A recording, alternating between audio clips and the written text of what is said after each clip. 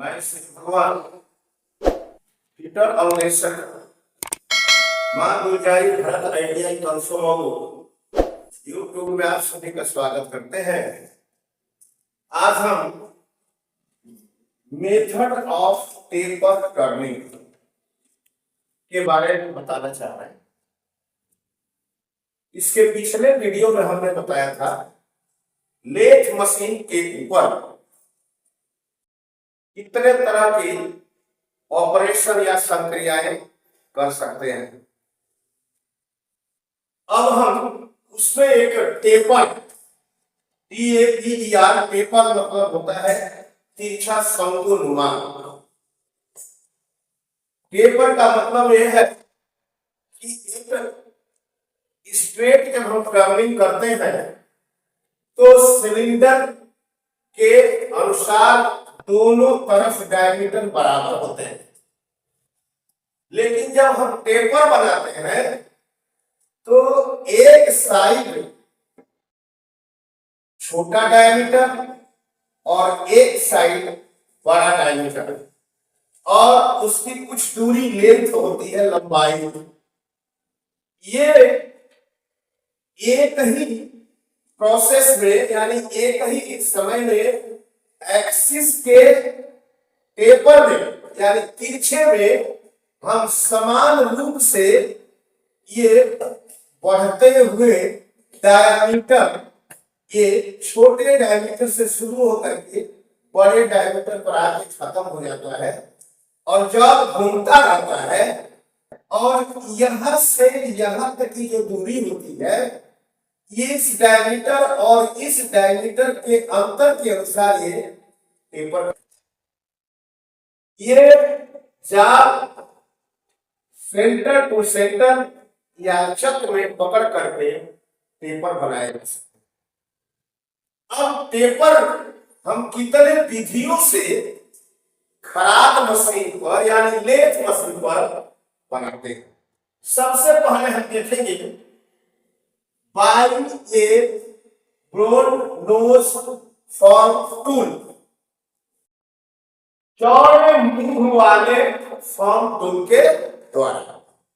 अगर हमें थोड़ी दूरी में यानी कम दूरी में टेपर हमको काटना है तो यहां पर हम देखेंगे कि ये टूल की जितनी चौड़ाई होती है उसके अनुसार अगर हमको टेपर काटना है तो हम जाल के लंबाई में जितना टूल की चौड़ाई होती है उतने में ही हम टेपर आसानी से ये फॉर्म टूल के द्वारा काट सकते हैं।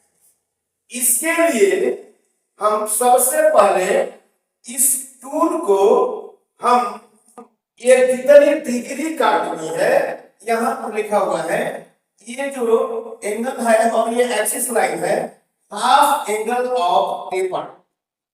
जितना डिग्री हमको काटना है उसके आधे डिग्री में हम इस टूल को ग्राइंड कर रहे हैं। ग्राइंड करने के बाद हमें विशेष ध्यान देना है ये एक्सिस लाइन के ठीक 90 डिग्री में यानी राइट एंगल में ये टूल को हमें सेट करना है। जब टूल को सेट कर लेते हैं तो ये टूल इस एक्सिस लाइन के बिल्कुल सेंटर में होना चाहिए, ना ही ऊपर और ना ही नीचे। ये जो पेपर हम काटते हैं तो टूल को क्रॉस स्लाइड से धीरे धीरे आगे की तरफ फीड देंगे। जब फीड देंगे तो इसमें धड़कन आती है, इसलिए हम इस चक के स्पीड को स्लो स्पीड में चलाएंगे और धीरे धीरे क्रॉस साइड से इसकी गहराई को टेस्ट देंगे और जहां तक हमको डायमीटर बनना है इतनी दूरी तक टेपर करना है, इतना ही दूरी तक ये टेपर बड़े आसानी से बन जाता है। फिर इसको निकाल करके हम उस चीज को जैसे यहां निकाल के इस डायमीटर को चेक कर लेते हैं और जो ये डिग्री होती है जो हाफ डिग्री होती है तो ये दोनों इंक्लूडेड एंगल का पूरा करने के बाद टेपर हमें क्या रखना है। तो ये सबसे पहला होता है फॉर्म टूल, यानी चौड़े मुंह वाले फॉर्म टूल द्वारा पेपर काटना। ये सबसे कम दूरी पे जो हमको पेपर काटना है, तो ये मेथड हम अपना सकते हैं और इसके द्वारा कुछ ही सेकंड में, मिनट में जॉब बन के रहता है। ये मास प्रोडक्शन के रूप में जब हम कार्य करते हैं, कम दूरी में बहुत से पीस बनाने हो, तो वहां पर ये विधि हम अपनाते हैं। अब आगे देखेंगे, दूसरा नंबर है by swivelling the compound rest. Compound rest lathe machine पर हम देखते हैं कि बीच में इधर लाइने साइड हेड स्टॉक होता है, बाएं साइड हेड स्टॉक होता है, उसके ठीक बीच में क्रॉस लाइन होता है और काइल्स के ऊपर क्रॉस लाइन के ऊपर कंपाउंड स्लाइड और कंपाउंड स्लाइड के ऊपर टूल पोस्ट लगा होता है। टूल पोस्ट के ठीक नीचे क्रॉस स्लाइड के ऊपर, टूल पोस्ट के नीचे और क्रॉस स्लाइड के ऊपर एक कंपाउंड स्लाइड लगा होता है, जिस पर यहां देखेंगे हम ये जो क्रॉस स्लाइड है और ये टूल पोस्ट है, इस टूल पोस्ट और क्रॉस स्लाइड के ऊपर ये पूरी को हम कैरिज बोलते हैं। यहाँ हेड स्टॉक स्पिंडल में ये हमने लीव सेंटर लगा दिया है और इधर है क्रॉस स्लाइड से इस कंपाउंड स्लाइड को हम घुमा रहे हैं। घुमाने के लिए यहाँ पर जो गोल पत्ती बनी होती है, उसके प्लेट में 0 से दाहिने तरफ 45 डिग्री और बाएं तरफ 45 डिग्री निशान अंकित होते हैं। इस निशान को यहाँ पर 2 बोल्ट लगे होते हैं। इन बोल्टों को हम खोलने के बाद इस कंपाउंड स्लाइड को दाहिने साइड या बाएं साइड घुमा सकते हैं। यहाँ पर हमने इसको 30 डिग्री बाएं साइड घुमा दिया। 30 बाएं साइड घुमाने के बाद टूल को सेंटर में ले आकर के, और ये जो सेंटर हम टर्निंग कर रहे हैं, यहाँ से जब 30 डिग्री हम घुमा देते हैं, तो यहाँ पर ये 30 डिग्री इधर काटता है, 30 डिग्री इधर काटता है, यानी 60 डिग्री ये इंक्लूडेड एंगल 60 डिग्री बने। और इसको काटने के लिए इस स्लाइड की जितनी दूरी होती है, उसी के अनुसार हम लंबाई तक काट सकते हैं। इससे अधिक हम काट नहीं सकते। और ये हाथ के द्वारा, यानी ये मैनुअल हाथ को धीरे धीरे कट लगा करके ये टूल के द्वारा जब हम इसको घुमाते हैं, तो ये स्लाइड करके इसी डिग्री में यानी 30 डिग्री में काटना चालू कर देते हैं। धीरे धीरे काटते लेफ्ट गहराई बढ़ाने के लिए क्रॉस लाइन पे गहराई बढ़ा देते हैं, फिर काट देते हैं, फिर थोड़ा सा काटते हैं, फिर बढ़ाते हैं। ऐसे ही धीरे धीरे काटते ये जो पॉइंट है बिल्कुल कोणानुमा पॉइंट जो है नोकनुमा हो जाता है। तो ये जो कोण है ये यहाँ पर 30 है, यहाँ पर जब हम देखेंगे तो ये 60 डिग्री बन जाता है। यहाँ पर काटने के लिए एक फार्मूला है। अगर ये डायमीटर जो है छोटा वाला जो है, इसका फार्मूला ये है 10 अल्फा बराबर टाइम बड़ा डायमीटर और स्मॉल डी बटा 2 लंबाई। ये इसका सूत्र है। ये सूत्र के द्वारा ही हम डायमीटर को बनाते हैं, लेकिन अधिकतर ये कंपाउंड स्लाइड के द्वारा जब हम घुमा कर बनाते हैं, तो एक निश्चित दूरी तक हम जितनी दूरी तक स्लाइड कार्य करता है, हम उतना ही दूरी तक बना सकते हैं। सबसे कम दूरी से फॉर्म टूल बनाते हैं, इससे अधिक दूरी पर हमको इसमें बनाने के लिए ये विधि अपनाते हैं। अब ये विधि अपनाने के बाद अगर जहां 50 से 100 मिलीमीटर तक ये क्रॉस कंपाउंड स्लाइड की स्लाइड चलती है, तो हम 100 मिलीमीटर या 150 मिलीमीटर तक हम केवल लंबाई के पेपर इस विधि के द्वारा हम बना सकते हैं। लेकिन आगे देखेंगे by offset setting the tail stock centre. कहने का मतलब यह है कि टेल स्टॉप को आप सेट कर दें। लेथ मशीन के हेड स्टॉक दाहिने साइड एक स्टॉक और लंबा जाल है लगभग 2 मीटर 1.5 मीटर 1 मीटर का जाल है और पूरी जाल पर हमें टेपर काटना है। तो पूरे जाल पर यानी अधिक लंबाई पर जब काटना है तो ना ही हम इस विधि से काट सकते हैं ना ही इस विधि से काट सकते हैं। तब हम ये विधि टेल स्टार ऑफसेट ये विधि यानी हम तीसरी विधि को अपनाते हैं। इस विधि में क्या करते हैं कि हेड स्टॉक में स्पिंडल लगा हुआ है, स्पिंडल में ड्राइव प्लेट लगा करके उसमें सेंटर लगाते हैं, टेल स्टॉक में भी सेंटर लगाते हैं और जाल को सेंटर टू सेंटर पर पकड़ लेते हैं। जाल को सेंटर टू सेंटर पकड़ने के बाद जाल कैरियर लगा करके टाइट कर देते हैं। जाल घूमने के लिए ये इस समय रेडी हो जाता है।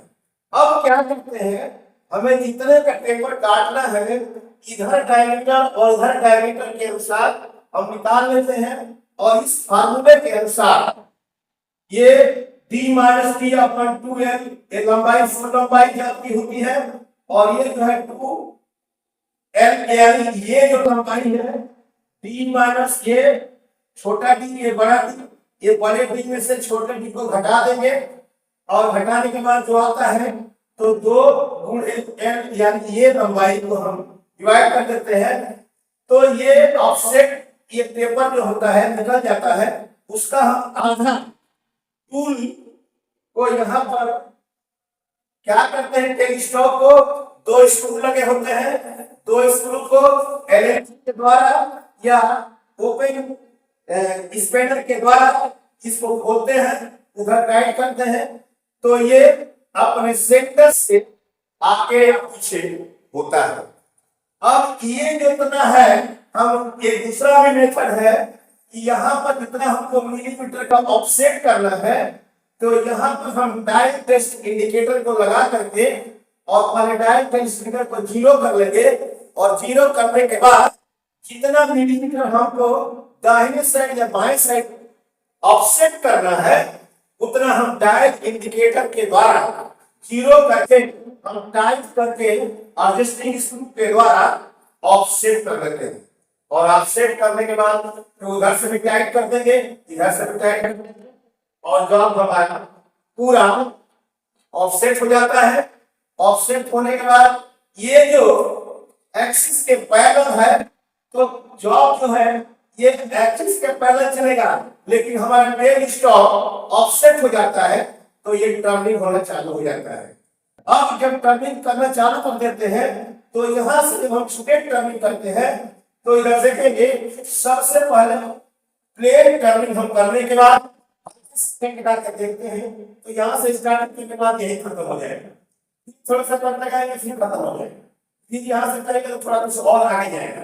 ऐसे ही करते करते करते जहां तक हमको टर्न करनी है उतना लेट तक जाएंगे तो हमें ये ऑफसेट का जो हाफ सेंटर का जो दूरी आई है वो अपना हम ऑफसेट किया है तो यहाँ से डायमीटर बनते बनते एक स्पेस के द्वारा लगातार क्रमशः बढ़ते बढ़ते यहाँ पर आकर के फिर हम इस जल को निकाल लेते हैं, उसको चेक कर लेते हैं और अगर कोई इसमें कमी होती है तो इस ऑफसेट को घटा या बढ़ा सकते हैं।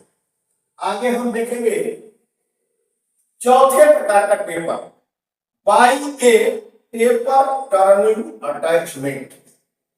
टेपर टर्निंग अटैचमेंट द्वारा कैसे टेपर काटते हैं, ये एक स्पेशल मशीन पर अटैचमेंट लगा होता है। सभी मशीनों पर आप देखेंगे कि नहीं मिलता है, किसी किसी मशीन में ये लगा होता है जिसके द्वारा 0 से 15 डिग्री दाहिने या 15 डिग्री बाएं तरफ हम काट सकते हैं। यहाँ पर देखेंगे ये जो है लेथ मशीन के पीछे साइड में एक ओवरहेड आर्म लगा होता है, उस आर्म में इधर एक स्ट्रेट स्लाइड बनी होती है, स्लाइड के ऊपर एक बॉक्स नट होता है, बॉक्स नट के ऊपर भी एक स्लाइड बना होता है, और ये क्रॉस स्लाइड को यहाँ पर हम इस ब्लॉक से यहाँ पर हम कनेक्ट कर देते हैं। ये बोल्टों के द्वारा हम इस चीज को दोनों को जोड़ देते हैं। जब जोड़ देते हैं तो यहाँ पर एक बोल्ट होता है, इसको जब खोल देंगे तो ये स्लाइड जो है क्रॉस स्लाइड बिल्कुल फ्री हो जाता है। जितनी डिग्री हमको काटना है उतना डिग्री यहाँ पर एडजस्ट कर लेते हैं। एडजस्ट करने के बाद या तो सेंटर टू सेंटर बांधते हैं, इसमें भी कैरियर लगाएंगे, और कैरियर लगाने के बाद ड्राइव प्लेट के द्वारा और हेड स्टॉक और टेल स्टॉक पर सेंटर लगा करके इधर मिड सेंटर इधर डेड सेंटर लगाएंगे। और जाल को जब हम चलाते हैं, जब हम जाल को चलाते हैं तो ये जो स्लाइड है ये फ्री हो जाता है, यानी क्रॉस स्लाइड फ्री हो जाता है। अब कैरिज को हम पीछे ले जाते हैं, और कैरिज को पीछे ले जाने के बाद ये स्ट्रेट जो टर्निंग किया हुआ जाब है हम यहाँ पर स्टार्ट करते हैं। जब यहाँ पर स्टार्ट करते हैं तो ये कैरिज जो है इस स्लाइड के अनुसार चलता है, और ये टूल अपने आप या तो आगे जाएगा या तो पीछे आएगा। जितना ये स्लाइड ये घूम जाता है उतने डिग्री में ये हमारा क्रॉस स्लाइड आगे जाता है या पीछे जाता है। टेबल जो है कैरिज इसके अनुसार चलता है, और ये टूल जो है ये इस एंगल पर चलता है। और इस एंगल पर चलने के लिए हमें यहाँ से इस जाल की गहराई तक लगा देते हैं, थोड़ा सा काटेंगे, फिर थोड़ी दूर जाकर खत्म हो जाएगा, फिर यहाँ से काटेंगे, फिर यहाँ पर खत्म हो जाएगा।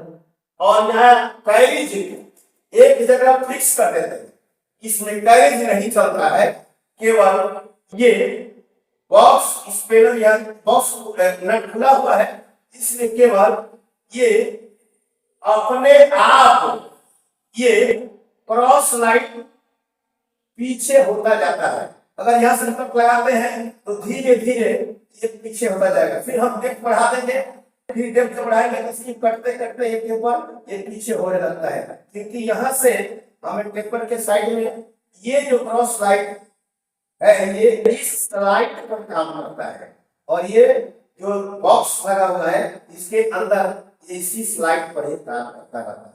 ये स्लाइड काम करने के लिए लंबे जालों में पेपर काटना है, एक्यूरेट काटना है।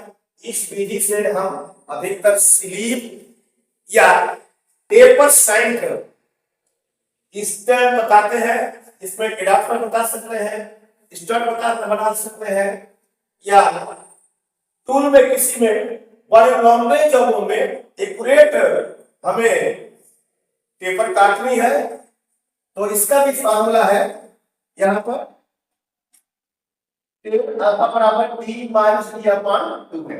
यही फार्मूला उस पर लगाते हैं, और उसमें जितनी डिग्री काटते हैं उसको ऑफसेट करके हम यहाँ पर 2 बोल्ट को यहाँ बोल्ट होता है, इसको टाइट करके यहाँ निशान लगे होते हैं, इधर से 15 डिग्री इधर से 15 डिग्री तक हम दाहिने और बाएं इसको घुमा सकते हैं। सारा काम करने के बाद हम यहाँ से खोल करके अलग कर देंगे।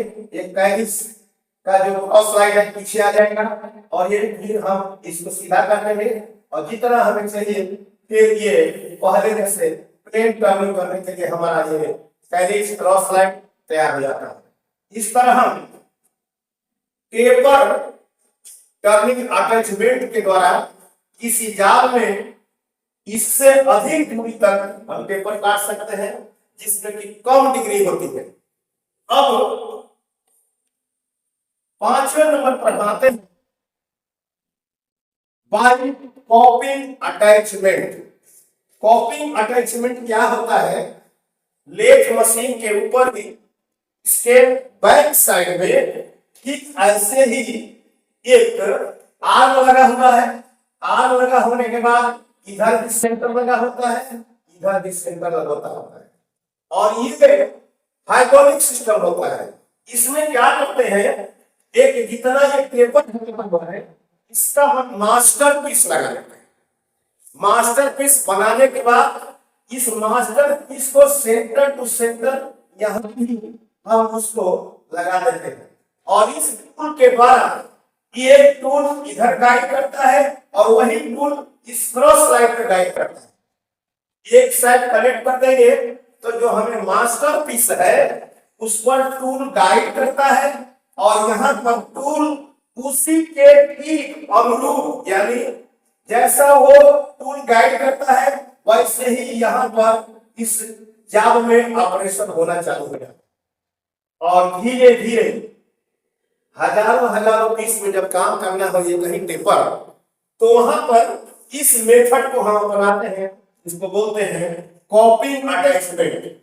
कॉपिंग अटैचमेंट बहुत ही यूजफुल होता है और एक बस मास्टरपीस बना लेंगे। मास्टरपीस बनने के बाद कई हजार पीस सेंटर टू सेंटर जाल तो हम बहुत कम समय में बना सकते हैं। अब लास्ट छठवां नंबर पे आता है by combined cross and longitudinal feed. Cross व अनुदैर्ध्य संयुक्त फीड द्वारा ये सबसे आखिरी टेपर काटने का मेथड है। ये यहां से यहां तक 6 मेथड है। छठवां जो मेथड है बहुत ही अनुभव वाला आदमी काट सकता है। बहुत कम जगह ये यूज करते हैं। जो काम करते हैं अधिकतर थोड़ा बहुत पेपर काटना है तो इसमें क्या करते हैं कि क्रॉस लाइन और लॉन्गिट्यूडिनल हैंडलिंग दोनों पॉइंट को एक साथ कंबाइन घुमाते हुए दोनों साइड से एक ही बार में टेपर काटते हैं। एक को क्रॉस लाइन को पीछे करते हैं और लॉन्गिट्यूडिनल हैंडलिंग को आगे खसकाते हुए जैसे यहां पर है कि हम इस हाथ से हम इस तरह लॉन्गिट्यूडिनल फीड देंगे और क्रॉस लाइन को हम यहां से स्टार्ट करके धीरे धीरे हम पीछे के साइड खींचेंगे। तो ये यहां से दो क्रॉस होता है, एक ये लॉन्गिट्यूडिनल और एक ये पीछे के साइड। जब यहां से स्टार्ट कर देते हैं तो यहां से स्ट्रेट जर्नी करने लगता है और ये जो है टेपर करते हुए पीछे बढ़ते हैं। इस फीड को और इस फीड को यानी क्रॉस फीड और लॉन्गिट्यूडिनल फीड दोनों को कंबाइन करके जब हम काटते हैं तो उस चीज को हम बोलते हैं यहां पर क्रॉस एंड लॉन्गिट्यूडिनल फीड। इसके द्वारा हम क्रॉस को अंदर संयुक्त फीड द्वारा ही हम टेपर काटते हैं और ये कभी कभी जो काम में आता है जहां पर कि कोई टूल नहीं है, कोई बहुत जल्दबाजी में करना है, जैसे मान लीजिए कि हमें चेम्फर करना है किसी जॉब में, तो जॉब में जब चेम्फर करना है तो हम यहाँ देखेंगे ये जॉब हमारा स्ट्रेट टर्निंग हो गया। अब स्ट्रेट टर्निंग हो गया और यहाँ पर हमें 2 मिलीमीटर का चेम्फर बनाना है तो ये चेम्फर